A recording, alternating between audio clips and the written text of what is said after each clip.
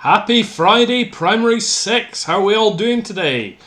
Just looking through the comments, seeing that we've got quite a lot of us tuned in already. Slightly later start today. I apologise about that, guys. But we've got Karina, we've got Michael, Aya and Amira. We've got Aisha, Audrey, Callie, Sam. Good to see all of you guys. Couple of names that I'm not entirely sure who that is. Is that Chloe there? I think Chloe's there as well. Anyway, excellent to see you guys. We're probably going to have a little bit of a shorter live stream today. I know I say that all the time and then I end up just waffling on for ages. But I'm going to try and keep it relatively brief. Couple of things first of all. So, you can start making your guesses. Where are we today? You know what? I'm going to get out the way just for a second, though it might make... You know what? Actually, if I do that, it makes the green screen go funny. So let me see if I can just get rid of myself for a second. There we are. So, where are we today? What is our location, do you think? I have a prediction of what your guesses are going to be, and I'm going to bet that most of you will guess wrong, but we'll talk about why in a wee while. Anyway, I'm coming back now. So you can start getting your guesses in there.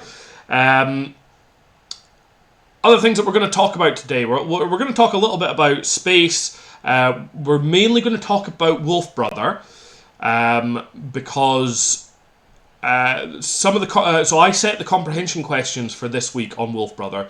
And I deliberately made them quite challenging because there's a few points that I want to talk about with you in terms of deepening your understanding of literature generally. So, yeah, I could have asked you a whole load of questions about, just remembering facts from the novel, like what was his father's knife made out of? But, those are just questions that don't make you think very deeply about the text. I want you to really engage with the text and think, why has the author made certain choices? So we're going to go over some of the more difficult questions that I asked. About Wolf Brother, and that's going to be the main bulk of today's lesson content. Just a couple of announcements first of all. We've only got a handful of viewers today, but that's okay. Not everyone wants to tune in on a Friday, it would seem. But a couple of announcements. So the first thing that's important for us to know, and I have said this before, but I'm going to remind everyone because us teachers get loads of messages about it every Friday. Friday, it's been decided that we teachers won't be setting proper work on a Friday. However, Miss Huliston and so the deputy head, Miss Huliston, and Mr. Fraser, the PE teacher, they're both setting work for you, which will be posted out by email, which you should have got. It's usually around Sunday that gets posted out, so you get it several days before. But that's your Friday work, if you like. So you should have been emailed it already. But also, as Miss Lindsay was reminding me this morning, it's been posted in the other curricular areas section as well. So we don't set literacy on a Friday. We don't set maths on a Friday. I did last week. I set literacy last week only because I'd already planned the literacy lesson before the decision was made that we weren't going to administer work on Fridays anymore. I was a bit like, no, come on, look, I've already planned this. I'm sending it out anyway. So I was a bit naughty breaking the rules there. I apologise. So you did get work last Friday. From here on, the work that you'll be doing on a Friday will not be administered by the P6 teaching team. It'll be administered by Miss Huliston and Mr. Fraser. Hopefully that makes sense. So you can stop bugging us every Friday saying, why isn't there maths? Why isn't there literacy? There's not going to be maths and literacy on a Friday anymore. Not my decision, by the way. I quite like giving you work on a Friday. But the powers that be have decided that we're not doing that. So that's announcement number one. Announcement number two, let me get up my notes here. Oh, of course, yeah. Really exciting news. We are hoping that Miss Clydesdale is going to be coming back as of Monday. So you should, P6C, I'm sure you're really excited about this. You should be getting to see Miss Clydesdale again, her back is feeling a little bit better, which is good because we've been quite worried about her at times, but she's she's doing much better now, so she's going to start coming back into work bit by bit. But you are still going to be seeing Mrs. Ireland, or Miss Robertson, Mrs. Ireland as well. Okay, so she'll still be helping you out as well. So in some ways you have a bonus now. You kind of got 2 teachers for the price of 1, which is really great for you guys. So hopefully that will be happening from about Monday, and it'll be a gradual transition because it takes a wee while to get used to the whole working online thing. But that is something that we're really excited about in P6. Anyway, guys, right, on to space first of all. Then, guys, do remember that we're not using not using the live stream just as a chatting facility. You have a place to chat already, and that is in the playground section on Teams. So we can all probably stop saying hi to each other. Anyway, where are we in space then? I think I only saw 1 correct answer, and a couple of incorrect answers. Oh no, there's a couple of correct answers. So well done to Nathaniel, who was the first one to get the correct answer, and Sam, who was the next one to get correct answer. This is indeed the Pinwheel Galaxy, which is a galaxy very similar to the Milky Way, but it's not the Milky Way. Inside this galaxy, there will be various other things. So some people were saying, it's a nebula. It's not a nebula. Nebula are huge. They are huge, but not as big as a galaxy. So there will be nebulae inside this galaxy, but this is not itself a nebula. It is a mixture of billions of stars. We can't even get our head around just how many stars are in a galaxy like this. We're talking hundreds of billions. So smaller, sort of average sized galaxies, you're talking 100 billion. Some galaxies are going up to 400 billion and more. So yeah, this is a galaxy that is similar to our galaxy in the fact that it's a spiral galaxy. You do get globular galaxies as well, which are a bit more almost spherical. But billions of stars in these, which is just a monumental number. It is not the Milky Way, though, which is the guess that came up quite a lot. Not the Milky Way. Why wouldn't we have a picture of the Milky Way? Why would it be impossible for us to have a picture of the Milky Way? Try to have a wee think. Hopefully you've kind of figured it out. But if let's say that this was the Milky Way, and let's say that we are, I don't know, let's say we're a star just there. That tiny wee star there. So let's pretend, excuse me, let's pretend, I've lost my star now, there, that tiny wee star there is our sun. Alright? And how far have we travelled away from our sun? Well, if that's the sun, okay, my finger's right on it there, then we've travelled about, oh, you know what, I've already moved my finger too far. Yeah, we've not travelled very far away from our sun, which means it would be impossible for us to get a picture outside of the Milky Way. We've never been away from our sun, never mind away from the whole of the Milky Way. I mean, that would be think of it this way: getting a picture of the Milky Way. How would I explain this? Let's say that Edinburgh is the Milky Way, okay, and your house is the sun. Could you get a picture of the whole of Edinburgh without leaving your house? Wouldn't really be possible, would it? So we've gotten about as far as the front door of our house. That's about as far as we've sent anything. Some of our radio transmissions have probably gotten as far as a couple of houses down the street. So, some of our radio transmissions have gotten a little bit further. But ourselves, Our spacecraft that we sent out, so the furthest spacecraft we've ever sent is a spacecraft called Voyager. It's travelled about as far as our front door, maybe just outside our front door, depending on where you class the end of the solar system. So would we be able to take a picture of the whole of the Milky Way? Or would we be able to take a picture of the whole of Edinburgh if we were only at our front door? No, we wouldn't. So that's why we've not got a picture of the Milky Way. Kind of think of it that way. Okay, guys?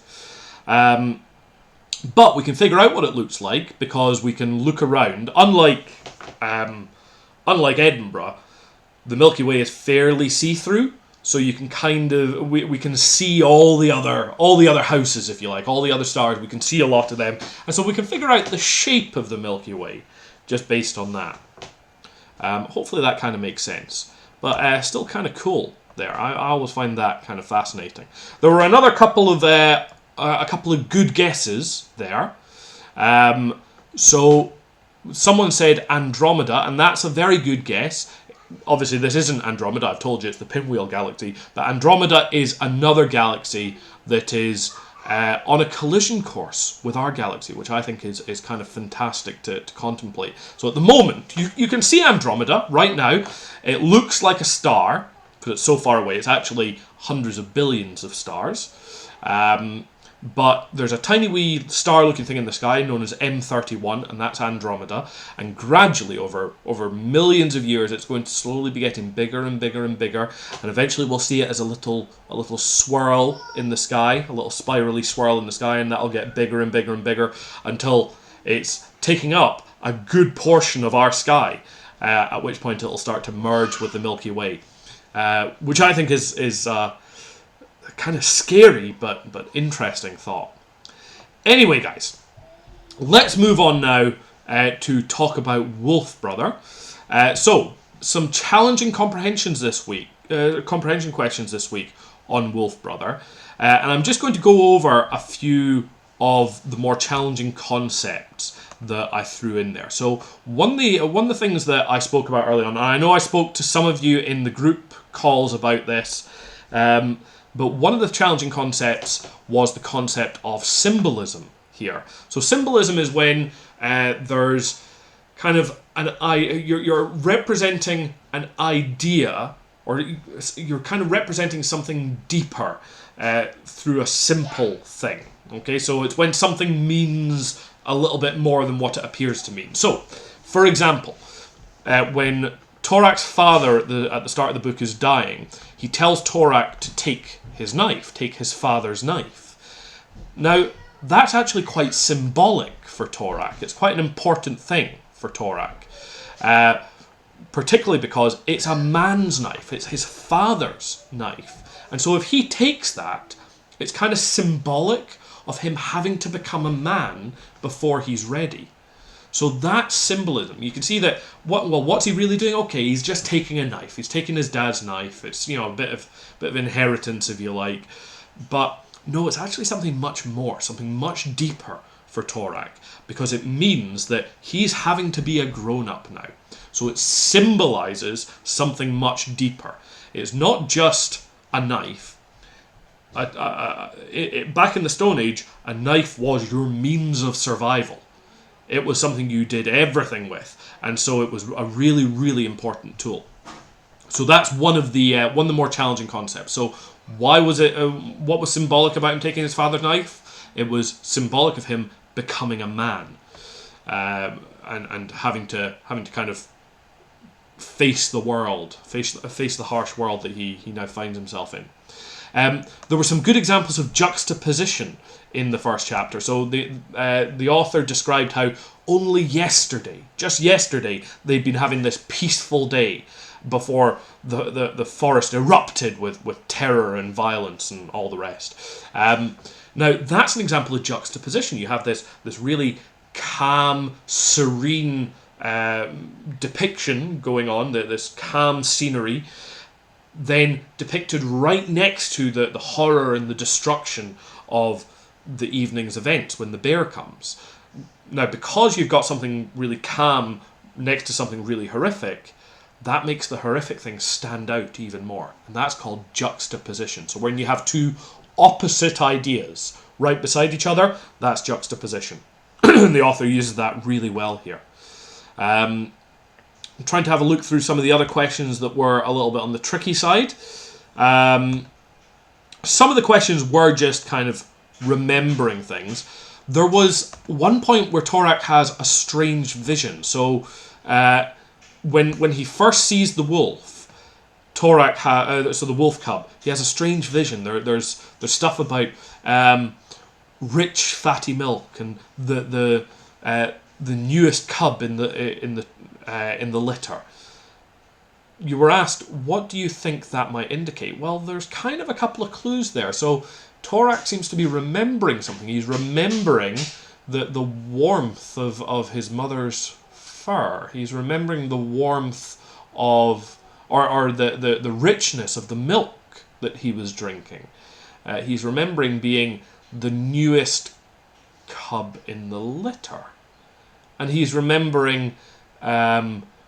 he's starting to remember the language that they used to speak in. So hopefully there you're starting to piece together what this vision might be, what it might mean for Torak's past, and maybe a little bit about why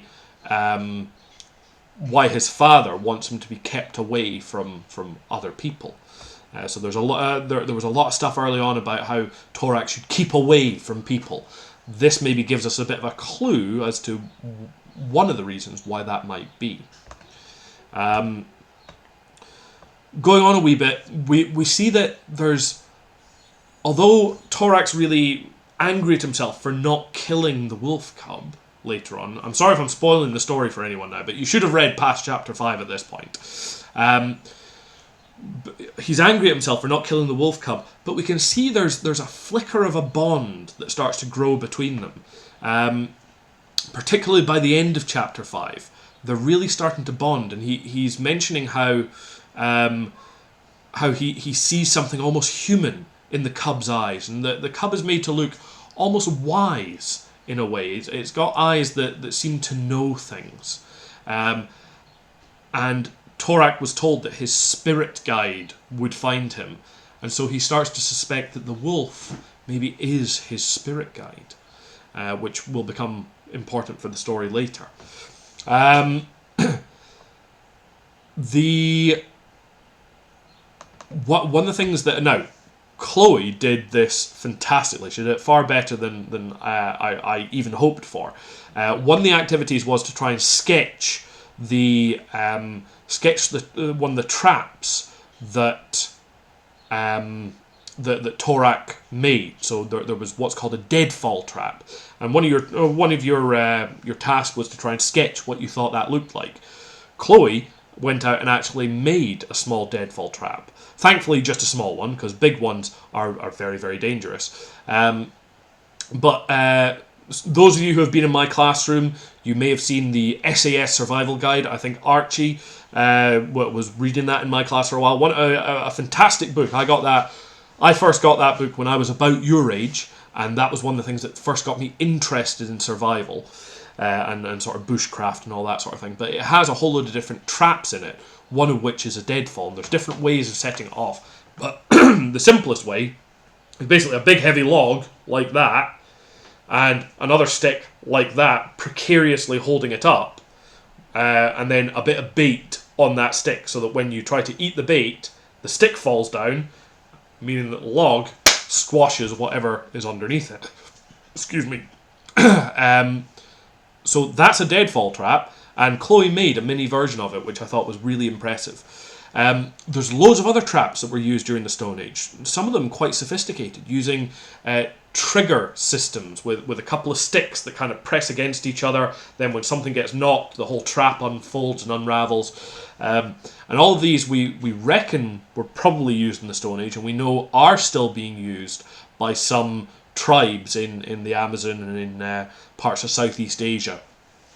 Some of these simple Stone Age traps are still being used, which I think is really interesting. But really cool that some people are doing things like that. And I would say, as much as possible, try to use Wolf Brother as a chance to get out and be active. Look for some of the plants that Michelle Paver talks about. there's stuff like yarrow. There's willow. All of these things have interesting historic uses. I'm trying to think of some of the other ones that she brings in regularly. Obviously, we talked about beard moss last time. But there's all sorts of other interesting plants out there. You've got lots of edible things. So there's various you shouldn't go out eating things that you don't know what they are, but there are various edible berries that are around, edible roots that are around. There's in Davison's Maze Park, there's burdock growing, and the root of that is edible. You've got various things like wild garlic. At the moment, there's few-flowered leek growing around, which has a very oniony smell. Noticing Audrey here saying that you're saying that you're writing a book about deer at the moment, which is really interesting. I know quite a lot about deer, and there's something very interesting coming up shortly in probably the next set of chapters, where he uses a deer in a particular way that's very interesting. So he comes across a roebuck. So that's a male roe deer, which I can actually show you part of a roebuck when we come to that section. But it's interesting how he makes use of that, and we'll talk about that in a bit. But yeah, we've got, in fact, you guys are joining in the comments here. You're saying cloudberries, yeah. We've got beech, that's something that you can use the seeds from. Pig nuts. Now, pig nuts are really interesting. I've only seen them in one place in Corstorphine Woods before. And I'm not going to tell you where they are, because technically, so in UK law, you're allowed, assuming it's not a protected species, so you're not allowed to pick anything from a protected species, like bluebells, they're protected. But from other species, so just any plants you see going around, as long as it's not protected, you're allowed to take the flowers, the flowers, the foliage, and there's some other part as well. But basically anything that's above the ground, you're allowed to take those parts of it if you wanted to use it for something. But it's actually against the law to dig up the roots of a plant without permission from the landowner that you're on. Now, there's a lot of forgiveness when it comes to things like things that are considered weeds. No one would ever tell you off for pulling up a weed by its roots. But actually, if you were going around digging up pig nuts or digging up burdock, it could be that someone would complain about that. So and you'd actually be breaking the law. So you need to be very careful when it comes to digging up roots, because it can be breaking the law in this country. But you are allowed to take the flowers. You are allowed to take the leaves. You're allowed to take the stem, that sort of thing, from a plant. That's all legal. But digging up the root without permission from the landowner is illegal. However, of course, back in Torak's time, there were no laws like that. So him digging up pig nuts, that was just completely normal. But yeah, pig nuts have a sort of, a slightly nutty taste to them. Their texture is more like some sort of root thing that you would have eaten before. Maybe a radish. It's got that slightly moist, fresh feel to it, but it has a sort of nutty taste to it, which is quite interesting. I've only ever found them at one place near us. It took a bit of searching. Anyway, guys, so some interesting things in Wolf Brother there, but I would say get out and try to do some plant and animal identification. We will once we finish our space topic, so at the end of next week, we're finishing space. After that, we're going to set you various activities to do with plant and animal identification that you can kind of work on there. Okay, so that's something we're going to be aiming for in the next while. Anyway, guys, other than that, there's not much else that I really need to say. I'm just noticing a couple of questions in the live stream here relating to space from a little bit further back. So someone was asking, Sky, you were asking, what's a supernova? A supernova is what happens when certain very large stars die. So Our star, it's not a particularly large star. It's a yellow dwarf, I think it is. But our star, what's going to happen is it's sort of in the middle of its life right now, and then as it gets older, what it's going to do is it's going to swell up more and more and more, and it's going to become what's called a red giant, and it'll probably swell up so much that the surface of the sun will be basically out where we are, so it'll become so big that the sun will actually engulf Earth. So it'll be a very, very big star at that point. But then when it comes to die, and our star dying eventually, it'll just kind of lose its light. It just kind of dies out with a bit of a whimper. Really, it's not going to have any sort of big impressive ending. However, some stars, some of the particularly heavier stars, what happens with them is as they start fusing things together. So remember that atoms get smashed together inside stars, and they get heavier and heavier. When some particularly heavy stars start smashing things together, it gets so heavy that the gravity pulls in so hard that it causes the star to suddenly collapse in, which causes things to suddenly fuse really, really hard and causes this colossal explosion.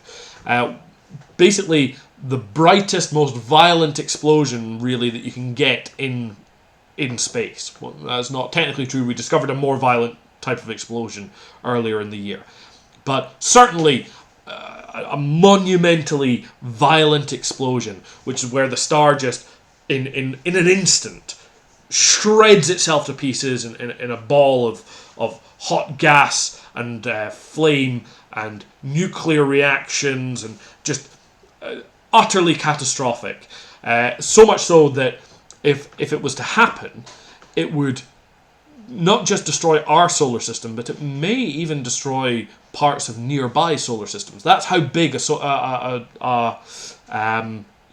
was. So if our sun went supernova, it would destroy everything in our solar system, all the way out past Pluto, probably, and possibly even as far as some of the nearby solar systems, nearby stars like Proxima Centauri, might also be damaged by the sun going supernova. So we're talking huge explosions. But supernova like that, or supernovae like that, also are the things that create most of the other chemicals that we see around us. Anything heavier than iron is made in a supernova. So stars like our sun, they can make things like carbon, nitrogen, oxygen, all those sorts of things. But things that are heavier, like iron, silver, uranium, all these slightly heavier elements, which is most of the rest of the periodic table, they only get made in supernovas, which are pretty cool. I think that's pretty amazing. So most of the chemicals you're looking at around you were made in a dead star, or a dying star, a star in the last instant of its life, which I think is pretty amazing.